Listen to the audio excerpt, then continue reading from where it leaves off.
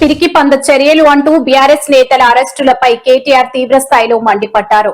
పరిగి నియోజకవర్గంలో తమ భూములను కాపాడుకోవడానికి పోరాడుతున్న రైతులకు మద్దతుగా వెళ్తున్న బీఆర్ఎస్ నేతలను అక్రమంగా గృహ నిర్బంధం చేయడం, అరెస్టులు చేయడంపై బీఆర్ఎస్ కార్యనిర్వాహక అధ్యక్షుడు తీవ్రంగా ఖండించారు. ప్రభుత్వ తీరును పిరికిబంధం చర్యగా ఆయన అభివర్ణించారు. మాజీ మంత్రులు హరీష్ రావు, సబితా ఇంద్రారెడ్డి, మాజీ ఎమ్మెల్యేలు మహేష్ రెడ్డి, నరేందర్ రెడ్డి, వికారాబాద్ జిల్లా అధ్యకుడు మెతుకు ఆనంద్ సహా పలువురు నేతలను అడ్డుకోవడం ప్రజాస్వామ్య విరుద్దమని ఒక ప్రకటనలో పేర్కొన్నారు. అరెస్టులు, జైళ్లు, అక్రమ కేసులు బీఆర్ఎస్ నాయకులకు కొత్తేమి కాదని, తెలంగాణ ఉద్యమ కాలం నుండి ఇలాంటి ఎన్నో ఆంక్షలను మేము ఎదుర్కొన్నాం, ఎల్లప్పుడూ ప్రజల పక్షాన్ని నిలబడతామని కేటీఆర్ స్పష్టం చేశారు.